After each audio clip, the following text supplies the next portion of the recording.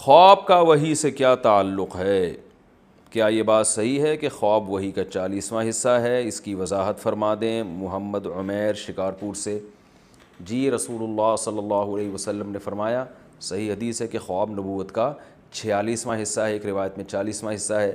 اس حدیث کا مطلب، اور ایک اور حدیث خواب کے بارے میں آپ صلی اللہ علیہ وسلم نے فرمایا، لم یبق من النبوۃ الا المبشرات، کہ نبوت ختم ہو گئی، خوشخبریاں باقی ہیں۔ صحابہ نے پوچھا خوشخبریاں کیا ہیں؟ آپ نے فرمایا الرؤیا الصالحہ، اچھے خواب۔ تو اس سے پتہ چلتا ہے کہ اچھا خواب جو ہے، جو سچا خواب ہم جسے کہتے ہیں، وہ نبوت کا 46واں حصہ ہے۔ اور نبی صلی اللہ علیہ وسلم نے یہ بھی فرمایا کہ قرب قیامت میں مومن کا خواب سچے ہوں گے۔ تو نبوت کا 46واں حصہ ہے، اس کی بہت ساری تفسیریں کی گئی ہیں۔ جو مجھے زیادہ اچھی تفسیر لگتی ہے وہ یہ لگتی ہے کہ کیونکہ نبوت کا جو 100% نبوت ہے وہ تو جبریل وحی لے کر آتے ہیں، وہ 100% پکی چیز ہے۔ اور خواب نبوت کا 46واں حصہ کا مطلب یہ کہ اس وحی کو اگر آپ 46 حصوں میں ڈیوائیڈ کریں تو، کیونکہ خواب بھی من جانب اللہ ہوتا ہے، کبھی شیطان کی طرف سے بھی ہوتا ہے تو اللہ کی طرف سے بھی ہوتا ہے، یعنی اس میں دنیا کے ظاہری اسباب کا دخل نہیں ہوتا۔ وہاں جو آپ کو نیوز مل رہی ہوتی ہیں وہ کوئی محکمہ موسمیات والوں نے یا کسی نیوز چینل نے نہیں بتائی ہوتی، اس کا ظاہری سبب نہیں ہوتا، وہ ڈائریکٹ اللہ کی طرف سے یا شیطان کی طرف سے۔ تو اس میں چونکہ اللہ کی طرف سے ہونے کا بھی امکان ہے، تو وہی کو اگر آپ 46 حصوں میں ڈیوائیڈ کریں تو ایک حصہ صداقت خواب میں ہوتی ہے۔ ہر خواب میں اس کا امکان ہوتا ہے کہ یہ من جانب اللہ ہو، لیکن اتنا ہی امکان ہوتا ہے، اور بعض دفعہ وہ سچا نکل آتا ہے۔ تو اس لیے اس کو بالکل خواب کو کالعدم کرنا بھی ٹھیک نہیں ہے، لیکن 100% اس پہ اعتماد کرنا بھی ٹھیک نہیں ہے، کیونکہ عین وہی نہیں ہے بلکہ وہی کا 46واں حصہ ہے۔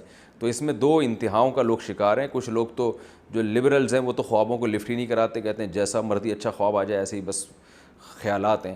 اور کچھ خوابوں کو حد سے زیادہ بڑھا دیتے ہیں، جیسے ہمارے روحانی ٹوپی ڈرامے جو چل رہے ہیں آج کل، اور خواب سینٹر کھولے ہوئے ہیں، خوابوں کی تعبیر سینٹر کھلی ہوئی ہیں، اور جو بھی فون آ رہے ہیں ان کو خوابوں کی تعبیریں بتا رہے ہیں۔ یہ وہ لوگ ہیں جنہوں نے خوابوں کو ان کی حیثیت سے زیادہ بڑھا دی ہے۔ تو ہمیشہ سچے خواب نہیں آتے، اکثر تو آپ کے دن بھر جو کام ہوتے ہیں وہ خواب میں آ رہے ہوتے ہیں آپ کو۔ تو ڈرانے خواب اس لیے آتے ہیں، رات کو پیٹ خراب ہوتا ہے، اس میں گیس ہوتی ہے، آپ جب دن میں پریشان ہوتے ہیں تو خواب بھی ویسے ہی آئیں گے آپ کو۔ بہوؤں کو سانسیں چڑیلوں کی شکل میں نظر آ رہی ہوتی ہیں خواب میں، وہ کوئی تعبیر نہیں ہوتی، اس لیے کہ وہ دن میں جس کو چڑیل سمجھتی ہیں خواب میں وہ چڑیل کی صورت میں آ جاتی ہے۔ تو یہ سب چیزیں تو ہمارے، یعنی یہ دن بھر کے جو اسباب اور اثرات ہیں نا ماحول کے، وہ ہم رات کو ہمارے دماغ پہ اس کے اثر پڑ رہا ہوتا ہے۔ تو اس طرح کے خوابوں کو لفٹ نہیں کرانی چاہیے۔ اکثر شادی شدہ خواتین کو جٹھانی سانپ کی شکل میں آ رہی ہوتی ہے، تو بلا وجہ اس کی تعبیریں پوچھ رہی ہیں۔ بھائی وہ سانپ اس لیے کہ وہ آپ کی جٹھانی ہے، وہ اگر آپ کی بہن ہوتی تو نہیں آتی سانپ کی شکل میں، پھر وہ خوبصورت فرشتے کی شکل میں آ رہی ہوتی۔ تو اس لیے ان چیزوں کو زیادہ لفٹ نہ کرائیں۔ لیکن بعض دفعہ واقعی خواب سچا بھی ہو جاتا ہے، اس کی تعبیر بھی ہوتی ہے، اور اس کی ایک بڑی علامت یہ ہے کہ انسان کو خود احساس ہوتا ہے یہ سچا خواب ہے، یہ کوئی معمول سے ہٹ کر کوئی بات ہے اور اس میں مجھے اللہ کی طرف سے کوئی گائیڈنس ملی ہے۔ تو اس میں پھر یہ ہے کہ اس میں چند شرطوں کے ساتھ اس پر عمل کیا جائے گا۔ اس کو پہلی بات شریعت کے خلاف نہ ہو، نبی صلی اللہ علیہ وسلم کی احادیث سے جو چیز ثابت ہے، فقہ سے جو چیز ثابت ہے، خواب اگر اس کے اگینسٹ ہے تو خواب کو رد کر دیا جائے گا، اور فقہا نے جو دین بیان کیا اس کو لیا جائے گا۔ کوئی کسی عمل کی فضیلت خواب سے ثابت نہیں ہوتی، کسی عمل کا مستحب ہونا بھی خواب سے ثابت نہیں ہوتا، کہ آپ کو خواب میں آ کے یہ کس فرشتے نے کہہ دیا کہ جو ہے نا آپ تہجد کے وقت 8 رکعتیں پڑھیں تو یہ ثواب ملے گا، تو وہ 8 رکعتوں کا الگ سے کوئی ثواب نہیں ہے، جو تہجد کی ہیں وہی ہیں۔ یا کسی کو آ کے بتا دیا کہ یہ والی تسبیح پڑھو گے تو یہ ثواب ملے گا، تو ثواب ملنا نہ ملنا یہ شرعی معاملہ ہے، یہ قرآن و سنت سے پتہ چلے گا، اس کو خوابوں سے کوئی تعلق نہیں ہے۔ آپ کو آ کے بتا دیا کہ فلاں مولانا صاحب ہے ان سے مسئلہ پوچھا کرو، وہ بالکل صحیح ہیں، تو آپ ان مولانا کی تحقیق کر لیں۔ اگر علماء کو ان پر مولانا پر اعتماد نہیں ہے تو پھر آپ خواب کی بیس پر ان پہ اعتماد نہیں کر سکتے، کیونکہ قرآن کیا کہہ رہا ہے، فاسألوا اہل الذکر ان کنتم لا تعلمون، علماء سے پوچھو۔ تو جب علماء کسی پر اعتماد نہیں کر رہے ہیں تو سارا دن آپ کو خواب میں بشارتیں ملتی رہیں کہ یہ بہت نیک ہے، یہ بڑے بزرگ ہیں، اس کی بزرگی پر یقین نہ کریں آپ، کیونکہ یہ علماء کے قول میں اور خواب میں جب تضاد ہو رہا ہے تو قرآن آپ کو علماء کے قول کی تقلید کا حکم دے رہا ہے۔ ایسے موقع پہ فاسألوا اہل الذکر، اہل علم سے رابطہ کرو۔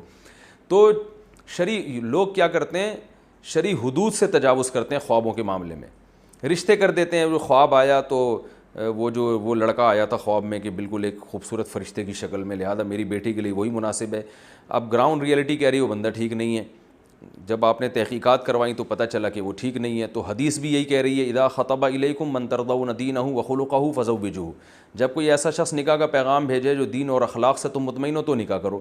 تو مفہوم سے یہی پتہ چل رہا ہے کہ اگر ایسا الٹا سیدھا آڑا ترشا آدمی آ رہا ہے تو نکاح مت کرو. اب خواب میں روزانہ وہ فرشتے کی شکل میں بھی آ رہا ہو, لیکن حدیث ہمیں کہہ رہی ہے کہ اخلاق اور دین دیکھنا ہے آپ نے. تو یہ بہت زیادہ لوگوں میں نا قرآن و حدیث کے مقابلے میں خوابوں کو لا کے کھڑا کر دیا, مشاہدے کے مقابلے میں خواب کو لا کے کھڑا کر دیا.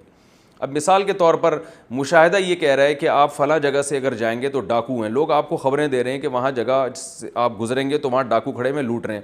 آپ کی آنکھ لگ گئی, خواب میں آیا کہ وہاں تو فرشتے کھڑے ہوئے ہیں, ڈاکو نہیں ہیں. اب آپ وہاں سے گزرو گے اس بیس پہ کہ جی مجھے خواب میں بشارتیں آ رہی ہیں, تو یہ آپ کے بیوقوف ہونے کی علامت ہوگی. کیونکہ شریعت نے ہمیں جو لوگوں کی اخبار اور لوگوں کی خبریں ان پر اعتماد کرنے کا ہمیں حکم دیا ہے. ہم جو حدیث میں بھی تو لوگوں کی خبر پہ اعتماد کرتے ہیں نا, تو ثقہ لوگ جب کوئی خبر دیں گے تو اس کو مانا جائے گا. تو یہاں یعنی خواب سے بڑھ کر جب کوئی دلیل آئے گی ہمارے پاس تو پھر اس دلیل کو فوکس کیا جائے گا, خواب کو رد کر دیا جائے گا. ہاں آپ کا خواب کسی دلیل سے نہیں ٹکرا رہا تو پھر اس پر عمل کرنے میں کوئی حرج نہیں ہے. تو اس لیے یہ سب چیزوں کا اگر خیال ہو تو پھر خواب کی ایک حیثیت ہے, ورنہ اس سے لوگ گمراہ بھی بہت ہو رہے ہیں. سب اس دونوں چیزوں کا خیال کرنے چاہیے. جاگنے کے بعد اچھا ایک اور چیز یہاں پر یہ بھی ہے, آپ کے اعمال اچھے نہیں ہیں, لوگوں کو خواب آ رہا ہوتا ہے مجھ سے اللہ خوش ہے اور میں جنت میں ٹہل رہا ہوں, تو وہ بلا وجہ خوش فہمی کا شکار ہو جاتے ہیں کہ ہمیں اللہ کی طرف سے بشارت ملی ہے. تو یہ خواب اللہ کی طرف سے نہیں ہے, یہ شیطان کی طرف سے ہے, کیونکہ آپ کی حرکتیں ٹھیک نہیں ہیں. آپ نہیں جانتے تو محلے والوں سے پوچھیں, وہ آپ کو بتا دیں گے. معذرت یعنی میں آپ سے میری مراد جو لوگ میرا اس وقت کلپ نہیں سن رہے ان کی بات کر رہا ہوں. تو محلے والے بتا دیں گے, بیوی بتائے گی آپ کی اس کی حرکتیں ٹھیک نہیں ہیں, پھر بھی آپ کو خواب میں بشارتیں آ رہی ہیں. اس کا مطلب ہے کہ یہ شیطان ہے جو آپ کو بدعمل بنا رہا ہے, آپ کو تھپکیاں دے دے کے جنت دکھا رہا ہے اور اس خوش فہمی میں مبتلا کر رہا ہے کہ آپ جنت میں جائیں گے. تو اس سے کیا ہوگا, آپ گناہوں پر اور جری ہوں گے. ایک خاتون کا میرے پاس فون آیا کہ میرا بھائی کا انتقال ہو گیا, میں جنت میں ٹہلتے ہوئے دیکھ رہی ہوں. میں نے کہا کہ وہ نماز پڑھتا تھا, کہ نہیں نماز تو کبھی نہیں پڑھی اس نے. تو میں نے کہا پھر یہ جنت میں ٹہلنے والے خوابوں پہ بالکل اعتماد نہ کریں. بے نمازی کے لیے جو قرآن کہہ رہا ہے وہ تو جہنم کی آگ ہے, تو بس بھائی کے لیے رو رو کے دعا کریں. یہ شیطان نے آپ کو خواب اس لیے دکھایا ہے کہ آپ بھائی کے لیے پھر توبہ نہ کریں آپ, کیونکہ آپ کو پتہ تھا بے نمازی ہے, تو بے نمازی کے لیے لوگ تو پھر زیادہ دعا کریں گے نا بہنیں کہ اللہ پتہ نہیں اس کو کیا سزا ہوگی, تو زیادہ روئیں گے. اب خواب آ گیا جنت میں ٹہل رہا ہے, تو اب آپ نے اس کے لیے دعا نہیں مانگنی, اس لیے کہ یار وہ تو چلو جنت میں چلا گیا, اب کیا دعا رہ گئی. تو شیطان چاہ رہا ہے کہ وہ پیچھے جو لوگ دعا مانگتے تھے نا وہ بھی نہ مانگے. تو یہ پہلے عمل ہے, بعد میں یہ ساری چیزیں. تو ہاں آپ کے نیک اعمال ہیں, اچھے اعمال ہیں, گناہوں سے بچنے کی توفیق مل رہی ہے آپ کو ماشاءاللہ, اور جو ہے آپ دین پہ مضبوطی سے قائم ہیں. پھر خواب میں اگر خوشخبری مل رہی ہے جنت کی تو پھر یہ اللہ کی طرف سے یقیناً تسلی ہے, کیونکہ یہ خواب دلیل شرعی سے ٹکرا نہیں رہا ہے بلکہ دلیل شرعی اس خواب کی اور تائید کر رہی ہے. پھر اس خواب کو جو ہے نا ایک تسلی کے طور پر بیان بھی کیا جا سکتا ہے اور تسلی بھی ہو سکتی ہے, الحمدللہ بھئی اللہ کی طرف سے خوشخبری مل رہی ہے. اسی طرح آپ کے اعمال بہت اچھے ہیں, آپ شریعت پہ مکمل چل رہے ہیں, اپنی طرف سے جتنی کوششیں کر رہے ہیں, خواب میں آپ جہنم کی آگ میں جل رہے ہیں, تو بھی مایوسی کی ضرورت نہیں ہے. یہ شیطان ہے جو آپ کو عمل سے ہٹا رہا ہے, مایوس کر رہا ہے, کیونکہ اللہ نے کہا جس کا عمل اچھا ہوگا اس کو جنت میں لے کے جاؤں گا. تو اس لیے پہلے عمل بعد میں یہ خواب, یہ پوری تفصیل سنانے کا یہ مقصد ہے. جاگنے کے بعد ہاتھ دھونے کا شرعی حکم. صبح جاگنے کے بعد ہاتھ کو دھونے کا جو حکم ہے اس کی شرعی حیثیت کیا ہے؟ نیز آج کل نل سے پانی لیا جاتا ہے, تو کیا ہاتھ دھونے کے بعد نل پر پانی بہانا بھی ضروری ہوگا؟ مسز فیصل آباد سے. رسول اللہ صلی اللہ علیہ وسلم نے فرمایا اذا استيقظ احدكم من منامه فلا يغمسن يده في الاناء حتى يغسلها ثلاثا فانه لا يدري اين باتت يده غدا.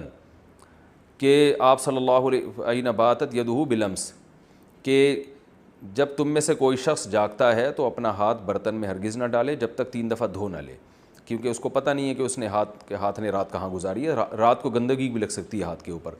تو وہ ہے بالٹی میں ہاتھ ڈالنا, کیونکہ بالٹی میں ڈالیں گے تو پانی ناپاک ہو جائے گا. برتن سے مراد یہ پانی کا برتن. تو آج کل جو نلکے ہیں تو اس سے ہاتھ دھو لیں تو وہ تو بہت اچھا ہو جائے گا. باقی یہ کہ نلکے کو بھی ہاتھ سے دھونا ضروری ہے, دھو لیں تو کیا جا رہا ہے, تھوڑا سا چلو لے کے نلکے کے اوپر ڈال دیا. تو اس میں البتہ وہم ہی نہ بنے, کیونکہ پھر وہ جہاں جہاں جیسے کرونا وائرس پھیل رہا ہے نا, تو ایسے لوگ سمجھتے ہیں ناپاکی بھی پھیلتی ہے. تو اتنے پاگل ہو جاتے ہیں لوگ اس معاملے میں کہ وہ ایک صاحب نے بتایا کہ میں جب وہ اپنے کپڑے واش روم میں دھوتا ہوں تو چھینٹ پڑتی ہے، تو چھینٹ پڑنے سے وہ کپڑا ناپاک، تو جب میں اس کپڑے کو اٹھاتا ہوں تو میرا ہاتھ ناپاک، تو جب میں نلکے کو لگاتا ہوں تو نلکا ناپاک، پھر میں نلکے کو جب پانی سے دھوتا ہوں تو اس دوران اگر میرا کہیں ہاتھ لگ گیا تو پھر اس کو بھی دھونا پڑتا ہے، پھر وہ دروازے کا کنڈے کو بھی دھوتا ہوں جس کو ہاتھ لگا۔ تو یہ کرونا وائرس والے اتنی احتیاط نہیں کر رہے جتنا یہ تو اتنا پاگل نہ ہو جائیں۔ ناپاکی کے مسائل میں بس اعتدال سے چلنا چاہیے، بہت زیادہ غیر محتاط بھی نہ ہو جائیں اور بہت زیادہ احتیاط بھی نہ کریں، درمیان میں چلیں۔ کیا غسل کرنے سے بھی وضو ہو جاتا ہے؟ کیا غسل کرنے سے وضو ہو جاتا ہے؟ میں نے اس بارے میں کئی باتیں سنی ہیں، کوئی کہتا ہے ہو جاتا ہے، کوئی کہتا ہے وضو کی نیت کرنا ضروری ہوتا ہے ورنہ نہیں ہوتا، کوئی کہتا ہے وضو الگ سے کرنا چاہیے، نہانے سے وضو نہیں ہوتا۔ اختر علی سعودی عرب سے۔ دیکھیں، وضو میں 4 اعضاء کا دھونا فرض ہے، چہرے کا اور ہاتھوں کا کوہنیوں تک، سر کا مسا اور پاؤں ٹخنوں تک۔ تو غسل کے دوران اگر یہ اعضاء دھل گئے پورے طور پر تو وضو آپ کا آٹومیٹیکلی ہو گیا۔ تو یہ ہے اصل۔ باقی سنت عمل یہ ہے، صحیح طریقہ یہ ہے کہ جب غسل کیا جائے تو آپ صلی اللہ علیہ وسلم نے جو غسل کا طریقہ سکھایا، پہلے وضو کریں پھر مکمل غسل کریں، یہ اچھا طریقہ ہے۔ لیکن اس پر عمل نہیں بھی کیا، ایسے ہی پانی بہا دیا تو بھی وضو آپ کا آٹومیٹیکلی خود بخود ہو جائے گا، دوبارہ وضو کی ضرورت